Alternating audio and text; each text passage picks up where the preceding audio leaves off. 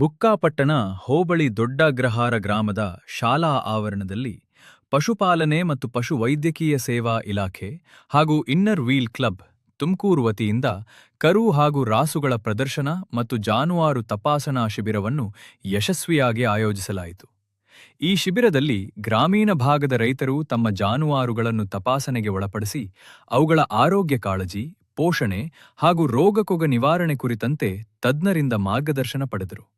ಕರು ಹಾಗೂ ರಾಸುಗಳ ಪ್ರದರ್ಶನವು ರೈತರಿಗೆ ಉತ್ತಮ ಜಾತಿಯ ಪಶುಗಳ ಬಗ್ಗೆ ಅರಿವು ಮೂಡಿಸುವಲ್ಲಿ ಸಹಕಾರಿಯಾಯಿತು. ಈ ಕಾರ್ಯಕ್ರಮ ರೈತರ ಪಶುಸಂಪತ್ತಿ ಅಭಿವೃದ್ಧಿಗೆ ಉತ್ತೇಜನ ನೀಡುವಲ್ಲಿ ಮಹತ್ವದ ಪಾತ್ರ ವಹಿಸಿದ್ದು, ರೈತರು ಹೆಚ್ಚಿನ ಸಂಖ್ಯೆಯಲ್ಲಿ ಭಾಗವಹಿಸಿ ಪ್ರಯೋಜನ ಪಡೆದುಕೊಂಡರು. ಈ ಸಂದರ್ಭದಲ್ಲಿ ಪಶು ಇಲಾಖೆಯ ಸಿಬ್ಬಂದಿಗಳಿಗೆ ನೆನಪಿನ ಕಾಣಿಕೆ ನೀಡಲಾಯಿತು.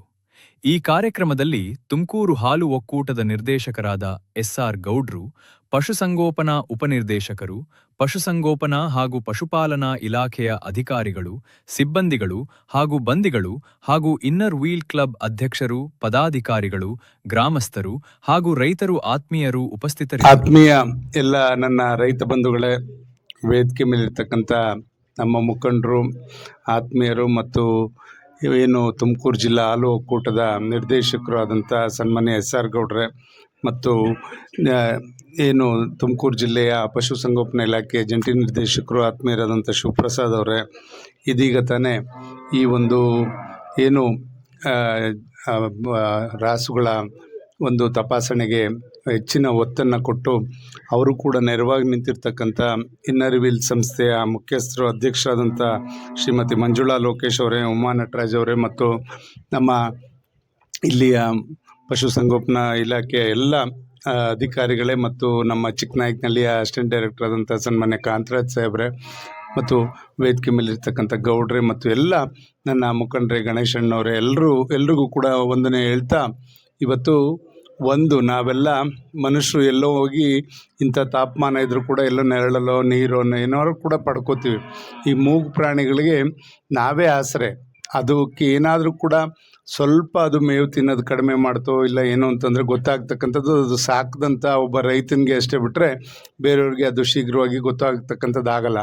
ಅದರಿಂದ ಅದನ್ನು ಮಗುನ ಎಷ್ಟು ನಾವು ಪಾಲನೆ ಪೋಷಣೆ ಮಾಡ್ತೀವೋ ಅಷ್ಟೇ ಒಳ್ಳೆ ರೀತಿಯಲ್ಲಿ ಇವತ್ತು ಜಾನುವಾರುಗಳು ಮತ್ತು ಕುರಿಗಳನ್ನ ಇದೆಲ್ಲದನ್ನು ಕೂಡ ಅಷ್ಟೇ ಮುತುವರ್ಜಿಯಿಂದ ನಾವು ಪಾಲನೆ ಪೋಷಣೆ ಮಾಡಿದ್ರೆ ಅದು ನಿಮ್ಮನ್ನು ಸಾಕುತ್ತೆ. ಇವತ್ತು ಪ್ರತಿದಿನ ಏನಾದ್ರು ರೈತ ದುಡ್ಡನ್ನು ನೋಡ್ತಾ ಇದ್ದಾನೆ ಅಂದರೆ ಈ ಹೈನುಗಾರಿಕೆಯಿಂದ ಅಂತ ನಾವು ಹೆಮ್ಮೆಯಿಂದ ಹೇಳ್ಕೋಬೋದು. ನಮ್ಮಲ್ಲಿ ಏನು ಹಿಂದೆ ಕೊರಿಯನ್ನವರು ಇದನ್ನೆಲ್ಲ ಏನು ನಮಗೆ ಜಾನುವಾರುಗಳ ಮುಖಾಂತರ ಹಾಲಿನ ಒಂದು ಇದನ್ನು ಕ್ರಾಂತಿಯನ್ನೇ ಸೃಷ್ಟಿ ಮಾಡಿದ್ರು. ಇಲ್ಲಿ ನಮ್ಮ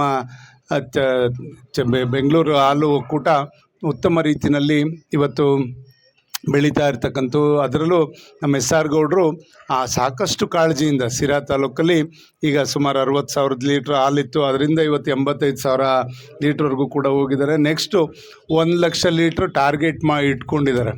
1,00,000 ಲೀಟ್ರ್ ಹಾಲು ಬರಬೇಕು ಅಂದರೆ ಇರೋ ಹಸುಗಳಿಂದನೇ ಕೂಡ ನಾವು ಹಾಲು ಕರೆದ್ರೆ ಆಗಲ್ಲ, ಹೊಸ್ದಾಗಿ ಹಸುಗಳು ಕೊಡಬೇಕು. ಮತ್ತು ಅವಕ್ಕೆ ನಾವು ಇರೋ ಹಸುಗಳ್ನ ಅಲ್ಲಿ ನೋಡಿದ್ರೆ ಕೆಲವು ಹೊಟ್ಟೆ ಉರಿತದೆ ಸಾಕ್ತಕ್ಕಂಥ ರೀತಿ. ಎಲ್ಲೋ ಒಂದು ಕಡೆ ನಾವು ಅವನ್ನ ಒಳ್ಳೆ ರೀತಿಯಲ್ಲಿ ಸಾಕಿದ್ರೆ ಅವು ಕೂಡ ಹೆಚ್ಚಿನ ಹಾಲನ್ನು ಕೊಡ್ತಕ್ಕಂಥದ್ದು. ಹಾಲು ಕೊಟ್ಟಿದ್ದನ್ನೆಲ್ಲ ಡೈರಿಗೆ ಹಾಕಿ ಅಂತ ಹೇಳಲ್ಲ, ನೀವು ಕೂಡ ಅದನ್ನು ಸ್ವಲ್ಪ ಬಳಸ್ಕೊಳ್ಳೋಂಥದ್ದಾಗಬೇಕು. ಮಕ್ಕಳಿಗೆ ತಾವು ಎಲ್ಲರೂ ಕೂಡ ಪೌಷ್ಟಿಕತೆ ಕೊರತೆ ಬರದ ರೀತಿಯಲ್ಲಿ ಇವತ್ತು ನೀವೆಲ್ಲರೂ ಕೂಡ ಇವತ್ತು ಹಾಲನ್ನ ಉಪಯೋಗಿಸೋಂಥದ್ದು ಕೂಡ ಆಗಬೇಕು. ಅದ್ರ ಮುಖಾಂತರ ನೀವು ಬರ್ತಕ್ಕಂಥ ಬೈ ಪ್ರಾಡಕ್ಟ್ಸ್ ಏನಿದೆ ನಮ್ಮಲ್ಲಿ KMF-ಅಲ್ಲಿ ತುಂಬ ಬೈ ಪ್ರಾಡಕ್ಟ್ಸ್ನ ಇವತ್ತು ತಯಾರು ಮಾಡಿ ಅದ್ರ ಮುಖಾಂತರ ಹಾಲು ಪೌಡ್ರನ್ನ ಮಕ್ಕಳಿಗೆ ಕೊಡ್ತಕ್ಕಂಥದ್ದು ಇದೆಲ್ಲದನ್ನು ಕೂಡ ಮಾಡ್ತಾಯಿದ್ದಾರೆ. ಕೋವಾ ಮತ್ತೊಂದು ಚೀಸ್ ಎಲ್ಲ ಮಾಡ್ತಕ್ಕಂಥದ್ದು ಕೂಡ ಸಾಕಷ್ಟು ಪ್ರಮಾಣದಲ್ಲಿ ನಮ್ಮಲ್ಲಿ ಮಾಡ್ತಾಯಿದೆ. ಇವತ್ತು ತಿರುಪತಿಗೆ ನಮ್ಮ ಒಂದು ತುಪ್ಪನೇ ಕೂಡ, ನಂದಿನಿ ತುಪ್ಪನೇ ಕೂಡ ಹೋಗ್ತಾ ಇರ್ತಕ್ಕಂಥದ್ದನ್ನ ನಾವು ನೋಡಿದ್ರೆ ಹೆಮ್ಮೆ ಆಗ್ತದೆ. ದೇವರ ಪ್ರಸಾದಕ್ಕೂ ಕೂಡ ನಿಮ್ಮ ಹಾಲು ಎಲ್ಲೋ ಒಂದು ಕಡೆ ನಿಮ್ಮ ಹಾಲು ಕೂಡ ಸೇರ್ತದೆ ಅಂತಕ್ಕಂಥದ್ದು ನಮಗೆಲ್ಲೋ ಒಂದು ಕಡೆ ನಮ್ಮ ದೇವರಿಗೆ ಕೃಪೆಗೆ ಪಾತ್ರರಾಗ್ತಾ ಇದ್ದೀವಿ ಅಂತ ಒಂದು ಭಾವನೆಯೂ ಕೂಡ ಇದೆ. ಈ ನಿಟ್ಟಿನಲ್ಲಿ ನಾವಿವತ್ತು ಈ ಒಂದು ಹೈನುಗಾರಿಕೆಗೆ ಹೆಚ್ಚಿನ ಒತ್ತನ್ನು ಕೊಡಬೇಕಾಗ್ತದೆ. ನಾವು ಅಂದ್ಕೊಂಡಿದ್ವಿ ನಾವು ಜಿಲ್ಲೆಗೆ ಇವತ್ತು ಒಂದು ನಮ್ಮಲ್ಲಿ ಇರ್ತಕ್ಕಂಥ KMRC ಫಂಡಲ್ಲಿ ನಾವು ಇಲ್ಲಿಗೆ ಸ್ಕೂಲ್ಗಳು ಕೊಡೋದಕ್ಕೆ ಮತ್ತು ಈ ಥರ ಹಸುಗಳು ರಾಸನ್ನ ಕೊಡೋದಕ್ಕೆ ಎಲ್ಲದಕ್ಕೂ ಕೂಡ ಸಾಕಷ್ಟು ಒತ್ತನ್ನು ಮತ್ತು ಮನೆಗಳು ಕೊಡೋಕ್ಕೆ ಎಲ್ಲ ಕೂಡ ನಾವು ಅರ್ಜಿಯನ್ನು ಸಲ್ಲಿಸಿದ್ವಿ. ಬಟ್ ಎಲ್ಲದನ್ನು ಕೂಡ ರಿಜೆಕ್ಟ್ ಮಾಡ್ತಾ ಇದ್ದಾರೆ. ನಮ್ದು ಈ ತಾಲೂಕಿಗೆ ಬರಲ್ಲ ಅಂತಕ್ಕಂಥ ದೃಷ್ಟಿನಲ್ಲಿ ನಾವೊಂದು ಒಳ್ಳೆ ಶಾಲೆಗಳು ತೆರಿತಾ ಇದ್ದೀವಿ. ಇವತ್ತು ಚಿಕ್ಕನಾಯಕನಹಳ್ಳಿ, ಟಿಪ್ಟೂರು ಮತ್ತು ಗುಬ್ಬಿನಲ್ಲಿ ಎಲ್ಲ ನಮ್ಮದೇ ಪ್ಲ್ಯಾನ್, ಅದು ನಾವೇ ಮಾಡಿದಂಥ ಪ್ಲ್ಯಾನು. ಇವತ್ತು 100 ಶಾಲೆಗಳು ಉತ್ತಮ ರೀತಿಯಲ್ಲಿ LKG ಇಂದ PUC ವರೆಗೂ ಬರ್ತಾ ಇರ್ತಕ್ಕಂಥ ಶಾಲೆಗಳು ನಾವು ಇಲ್ಲಿಗೆ ಮೇಡಮ್ಗೆ ಹೇಳಿದ್ದೀನಿ. ನಾನು ಪ್ರಿನ್ಸಿಪಲ್ ಸೆಕ್ರೆಟರಿ ರಶ್ಮಿ ಮಹೇಶ್ ಮೇಡಮ್ಗೆ, ಹೆಂಗಾದರೂ ಆಯಿತು ನಮ್ಮಲ್ಲಿ ನಮ್ಮ ಬುಕ್ಕಾಪಟ್ಟಣ ಹೋಬಳಿಗೆ ಒಂದು 3-4 ಅಂತ ಶಾಲೆಗಳ ಕೊಡಬೇಕು ಅಂತ ಖಂಡಿತ ಒಪ್ಕೊಂಡಿದ್ದಾರೆ. ಮುಂದಿನ ದಿನಗಳಲ್ಲಿ ಅದನ್ನು ಮಾಡಿಸೋವಂಥ ಕೆಲಸ ಮಾಡ್ತೇವೆ. ಜೊತೆಯಲ್ಲಿ ಇವತ್ತು ಒಂದು ನಮಗೆ ಎಲ್ಲ ಭಾಗದಲ್ಲಿ ಎಲ್ಲಿ ನಮಗೆ ಜಾನುವಾರುಗಳು ಜಾಸ್ತಿ ಇರ್ತಕ್ಕಂಥದ್ದು, ಕುರಿ, ಮೇಕೆ ಮತ್ತು ಹಸುಗಳು ಎಲ್ಲ ಜಾಸ್ತಿ ಇರೋ ಕಡೆ ನಮಗೆ ಒಂದು ಅಲ್ಲಿ ಪಶುಸಂಗೋಪನಾ ಕೇಂದ್ರ ಇರಬೇಕು ಅಂತಕ್ಕಂಥದ್ದು ನಮ್ಮ ಆಸೆ. ಈ ಸಲ ನಾವು ಮಂತ್ರಿಗಳನ್ನ ಇವತ್ತು ಒತ್ತಾಯ ಮಾಡಿ ಶಾಖದೊಡನಲ್ಲಿ ಒಂದು ಈಗಾಗಲೇ ಸ್ಯಾಂಕ್ಷನ್ನು ಕೂಡ ಮಾಡೋ ಹಂತದಲ್ಲಿದೆ. ಶೀಘ್ರದಲ್ಲಿ ಶಾಖದೊಡಗೂ ಕೂಡ ಒಂದು ಪಶುಸಂಗೋಪನಾ ಕೇಂದ್ರನೂ ಕೂಡ ಆಗ್ತದೆ ಅಂತಕ್ಕಂಥದ್ದನ್ನ ಈ ಸಂದರ್ಭದಲ್ಲಿ ಹೇಳ್ತಾ, ಆ ಭಾಗದಲ್ಲೂ ಕೂಡ ಹೆಚ್ಚಿನ ಜಾನುವಾರುಗಳು ಇರೋದ್ರಿಂದ ಅಲ್ಲೂ ಕೂಡ ಒಂದು ಪಶುಸಂಗೋಪನಾ ಕೇಂದ್ರವನ್ನು ತೆರೀಲಿಕ್ಕೆ ನಾವು ಮುಂದಾಗ್ತಾ ಇದ್ದೇವೆ ಅಂತಕ್ಕಂಥದ್ದು ಕೂಡ ಈ ಸಂದರ್ಭದಲ್ಲಿ ಹೇಳ್ತಾ, ಕಳೆದ ಬಾರಿ ನಾವು ಸಿಕ್ಕಿದಂಥದ್ದನ್ನ ದಸೂಡಿನಲ್ಲಿ ಮಾಡಿದ್ವಿ. ಅದು ಕೂಡ ಬಾರ್ಡ್ರ್ ವಿಲೇಜ್ ಆಗಿದ್ದರಿಂದ ದಸೂಡಿನಲ್ಲಿ ಮಾಡಿದ್ವಿ. ಇಲ್ಲೂ ಅಷ್ಟೇ ಶಾಖದೊಡನಲ್ಲಿ ಜನಸಂಖ್ಯೆನೂ ಕೂಡ ಜಾಸ್ತಿ ಇದೆ, ಜಾನುವಾರುಗಳು ಕೂಡ ಸಂಖ್ಯೆನೂ ಕೂಡ ಜಾಸ್ತಿ ಇರ್ತಕ್ಕಂಥದ್ದನ್ನ ನಾವು ಗಮನಿಸಿ ಅಲ್ಲಿಗೆ ಈ ಸತಿ ಪ್ರಪೋಸಲ್ನೆಲ್ಲ ಕೊಟ್ಟಿದ್ದೇವೆ. ಅದನ್ನು ಕೂಡ ಶೀಘ್ರದಲ್ಲಿ ಆಗ್ತದೆ ಅಂತಕ್ಕಂಥದ್ದು ಕೂಡ ಈ ಸಂದರ್ಭದಲ್ಲಿ ಹೇಳ್ತಾ, ಇವತ್ತು ಬಾರ್ಡರ್ ಹಸುಗಳಿಗೆ ತಪಾಸಣೆ, ಸಾಮೂಹಿಕ ಜಂತು ನಿವಾರಣೆ ಔಷಧಿಗಳು ಕೊಡ್ತಕ್ಕಂಥದ್ದು ಮತ್ತು ಇಲ್ಲಿ ಎಲ್ಲ ರೀತಿಯ ರೋಗ ಪತ್ತೆ ಹಚ್ಚತಕ್ಕಂಥದ್ದು, ಹೆಣ್ಣು ಕರುಗಳಿಗೆ ಪಾಲನೆ ಪೋಷಣೆ ಮಾಡ್ತಕ್ಕಂಥದ್ದು, ಇದೆಲ್ಲ ಕೂಡ ಇಲ್ಲಿ ಜರುಗ್ತಾ ಇರ್ತದೆ. ಖಂಡಿತ ನಮಗೆ ಚೇತನ್ ಅವರು ಎಲ್ಲರೂ ಕೂಡ ಒಳ್ಳೆ ಇದು ನಮಗೆ ಒಂದು ಈ ಪಶು ಇಲಾಖೆಗೆ ಬರ್ತಕ್ಕಂಥವ್ರಿಗೆ ಒಂದು ಮಾತೃ ಹೃದಯ ಇರಬೇಕಾಗತ್ತೆ. ಡಾಕ್ಟ್ರುಗಳಿಗೆ ನೀವು ನಮಗೆ ಜನಗಳಿಗೆ ಅಂದಂಗೆ ಕಳ್ಸೋಕ್ಕಾಗಲ್ಲ. ಜನಗಳು ಡಾಕ್ಟ್ರ್ ಯಾರು ಇರ್ತಾರೆ, ನಮ್ಮ ರೆಗ್ಯುಲರ್ ಡಾಕ್ಟರ್ಸ್ ಹೇಳಿ ಕಳಿಸ್ದಂಗೆ ಇವ್ರು ಹೇಳಿ ಕಳ್ಸೋಕ್ಕಾಗಲ್ಲ. ಯಾಕೆಂದರೆ ಅವನ್ನ ನೋಡಿ ಅದಕ್ಕೆ ಆ ಗುಣಮಟ್ಟವನ್ನು ಎಲ್ಲ ಕೂಡ ಪರೀಕ್ಷೆ ಮಾಡಿ ಅದಕ್ಕೆ ಏನು ಚಿಕಿತ್ಸೆ ಕೊಡಬೇಕು ಆ ರೀತಿ ಮಾತೃ ಹೃದಯ ಇರಬೇಕು. ಅಲ್ಲೂ ಕೂಡ ಕೋಪ ಮಾಡ್ಕೊಳ್ಳೋ ಡಾಕ್ಟ್ರ್ ಆಗಿಬಿಟ್ರೆ ನಾವು ಯಾರು ಕೂಡ ಜಾನುವಾರುಗಳನ್ನ ಸಾಕ್ಲಿಕ್ಕೆ ಸಾಧ್ಯ ಆಗಲ್ಲ. ಆದ್ದರಿಂದ ನಮ್ಮ ಶಿವಪ್ರಸಾದ್ ಸಾಹೇಬರು ಅವರೆಲ್ಲ ಶಿಷ್ಯರನ್ನು ಕೂಡ ಒಂದು ಒಳ್ಳೆ ರೀತಿಯಲ್ಲಿ ಅವ್ರನ್ನ ಶಾಂತಿ ಇಂದ ಇರೋಂಗೆ ಅವ್ರು ನೋಡ್ಕೊಳ್ಳೋಂಥ ಕೆಲಸ ಆಗಲಿ, ಜಾನುವಾರುಗಳೆಲ್ಲ ಕೂಡ ಆರೋಗ್ಯವಂತವಾಗಿ ಇರಲಿಕ್ಕೆ ಅನುವಾಗೋ ರೀತಿಯಲ್ಲಿ ನಿಮ್ಮ ಇಲಾಖೆ ಇವತ್ತು ಅವ್ರ ಜೊತೆ ಸಹಕಾರವಾಗಿರಲಿ ಅಂತಕ್ಕಂಥದ್ದು ಕೂಡ ಈ ಸಂದರ್ಭದಲ್ಲಿ ಹೇಳ್ತಾ, ಇವತ್ತು ರಸ್ತೆಗಳು ನೀವು ನೋಡ್ತಾ ಇದ್ದೀರಾ, ಬುಕ್ಕಾಪಟ್ಟಣದ ಹೋಬಳಿನಲ್ಲಿ ಕಳೆದ ಹಲವಾರು ವರ್ಷಗಳಿಂದ ರಸ್ತೆಗಳೆಲ್ಲ ಕೂಡ ನೆನೆಗೋದಿಗೆ ಬಿದ್ದಿದ್ದು ಅಂತಕ್ಕಂಥದ್ದನ್ನ ಆಲೋಚನೆ ಮಾಡಿ ಸ್ಪೆಷಲ್ ಗ್ರ್ಯಾಂಟ್ ಸುಮಾರು 37 ಕೋಟಿ ರೂಪಾಯಿನ ಈ ಒಂದು ಬುಕ್ಕಾಪಟ್ಟಣ ಹೋಬಳಿಗೆ ಹಾಕಿ ಇವತ್ತು ಉತ್ತಮವಾದ ನಿಮಗೆ ಸಂಪರ್ಕ ರಸ್ತೆಗಳು ಎಲ್ಲ ಇವತ್ತು ಒಡ್ನಳ್ಳಿ ಹತ್ರ ಬ್ರಿಡ್ಜು ಕೂಡ 3 ಕೋಟಿಗೆ ಆಗಿದೆ. ಶೀಘ್ರದಲ್ಲಿ ಅದನ್ನು ಕೂಡ ಸ್ಟಾರ್ಟ್ ಮಾಡೋವಂಥದ್ದಾಗ್ತದೆ. ನಿಮಗೆ ಹೊನ್ನೇನಹಳ್ಳಿಯಿಂದ ನಿಮಗೆ ದೊಡ್ಡಗ್ರಹಾರ ಕಳ್ಳಿಪಾಳ್ಯದವರೆಗೂ ಕೂಡ ರಸ್ತೆ ಒಳ್ಳೆ ರಸ್ತೆ ಆಗ್ತದೆ. ನಮ್ಮದು ಬುಕ್ಕಾಪಟ್ಟಣ ರಸ್ತೆನೂ ಕೂಡ ಆಗ್ತಾಯಿದೆ. ಮತ್ತು ಇಲ್ಲಿ ಹುಯಿಲ್ದೊರೆಯಿಂದನೂ ಕೂಡ ಮಣ್ಣಮ್ಮನ ದೇವಸ್ಥಾನ ಆಗ್ಲವಾಡಿ ಬಾರ್ಡ್ರ್ವರೆಗೂ ಕೂಡ ರಸ್ತೆ ಅದು ಕೂಡ ನಡೀತಾ ಇದೆ. ಈ ಥರ ಮುಂದಿನ ದಿನಗಳಲ್ಲಿ ನಮಗೆ ಆಗಬೇಕಾಗಿರ್ತಕ್ಕಂಥದ್ದು ಶಾಶ್ವತವಾದ ಒಂದು ನೀರಾವರಿಯ ಒಂದು ನೆಲೆ ನಮಗೆ ನಮ್ಮ ಜನಗಳಿಗೆ ಆಗಬೇಕಾಗ್ತದೆ.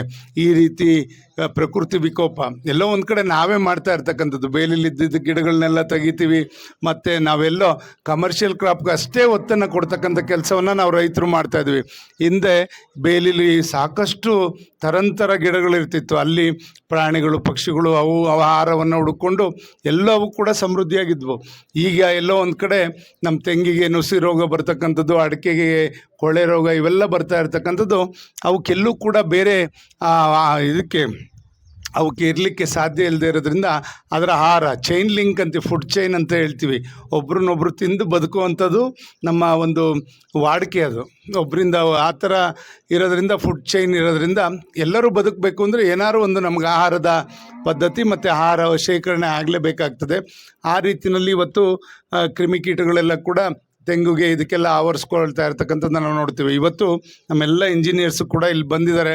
ನಾವೀಗ ದೊಡ್ಡಗರಾರ ಕೆರೆಗೆ ಏನಾದರೂ ಕೂಡ ಮಾಡಿ ನೀರನ್ನು ಅಲ್ಲಿಗೆ ಶೇಖರಣೆ ಮಾಡಿಕೊಂಡ್ರೆ ನಮಗೆಲ್ಲರಿಗೂ ಕೂಡ ಅಂತರ್ಜಲನೂ ಕೂಡ ಹೆಚ್ಚುತ್ತದೆ ಮತ್ತು ನಮಗೆ ಮುಂದಿನ ದಿನಗಳಲ್ಲಿ ಏನೇ ಸಮಸ್ಯೆ ಬಂದರೂ ಕೂಡ ನೀರಿಂದು ಸಮಸ್ಯೆ ಉದ್ಭವ ಆಗದ ರೀತಿಯಲ್ಲಿ ನೋಡ್ಕೊಳ್ಳಿಕ್ಕೆ ಇವತ್ತಲ್ಲಿ ಕೆರೆ ಹತ್ರ ವೀಕ್ಷಣೆಗೂ ಕೂಡ ನಾವೆಲ್ಲ ಕೂಡ ಇದು ಮುಗಿದ ನಂತರ ಹೋಗಿ ಅದಕ್ಕೆ ಯಾವ ರೀತಿಯಲ್ಲಿ ಇಲ್ಲಿ ಯಾರು ಕೂಡ ಅನುಮಾನ ಬೇರೆಯವ್ರ ಬಗ್ಗೆ ಆಗಲಿ ಬೇರೆ ಶಾಸಕರ ಬಗ್ಗೆ ಇಟ್ಕೊಳ್ಳೋದು ಬೇಡ.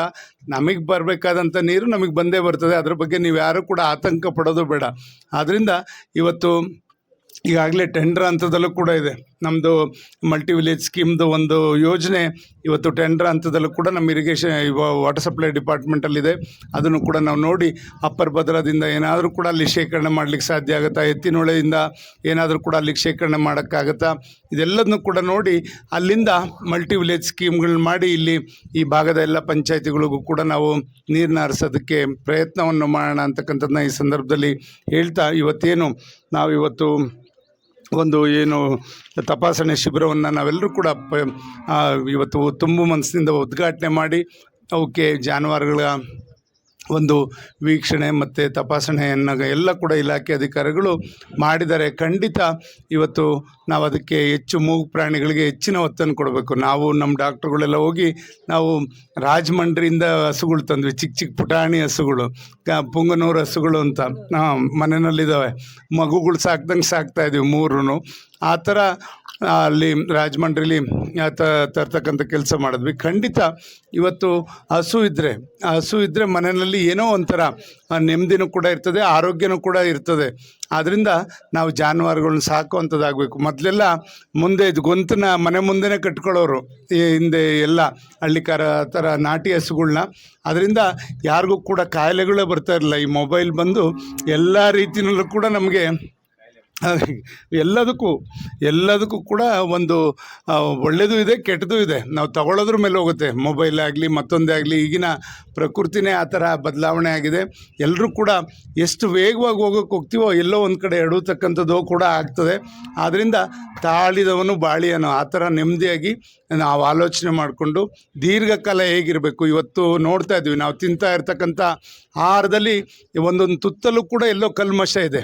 ಅದರಲ್ಲಿ ಎಲ್ಲೋ ಒಂದು ಕಡೆ ಈಗ ನಾವು ತಿಂತಾ ಇರ್ತಕ್ಕಂಥದ್ದೆಲ್ಲ ರಾಸಾಯನಿಕ ಗೊಬ್ಬರ ಹಾಕಿ ಬೆಳೆದಂಥ ಪದಾರ್ಥಗಳನ್ನೇ ನಾವು ತಿಂತಾ ಇರೋದ್ರಿಂದ ಎಲ್ಲೋ ಒಂದು ಕಡೆ ಕ್ಯಾನ್ಸರ್ಗೆ ಮತ್ತು ಹಾರ್ಟ್ ಅಟ್ಯಾಕ್ಸ್ಗೆ ಇದಕ್ಕೆಲ್ಲ ಕಾರಣ ಆಗ್ತಾಯಿದೆ. ಇದರಿಂದ ನಿಮ್ಮ ಆರೋಗ್ಯನೂ ಕೂಡ ಮುಖ್ಯ, ಜಾನುವಾರುಗಳ ಆರೋಗ್ಯನೂ ಕೂಡ ಮುಖ್ಯ. ಆ ರೀತಿಯಲ್ಲಿ ನಾವೆಲ್ಲರೂ ಕೂಡ ಇವತ್ತು ಜೀವನವನ್ನು ಕರೋನಾ ನಾವ್ಯಾರು ನೋಡಿರಲಿಲ್ಲ. ಹಿಂದೆ ಪ್ಲೇಗ್ ಬಂತಂತೆ, ಹಿಂಗೆ ನೆಲ್ಪಟ್ಟು ಬಿದ್ದು ಸತ್ತೋದ್ರಂತೆ ಅಂತ ಹೇಳ್ತಾ ಇದ್ವಿ.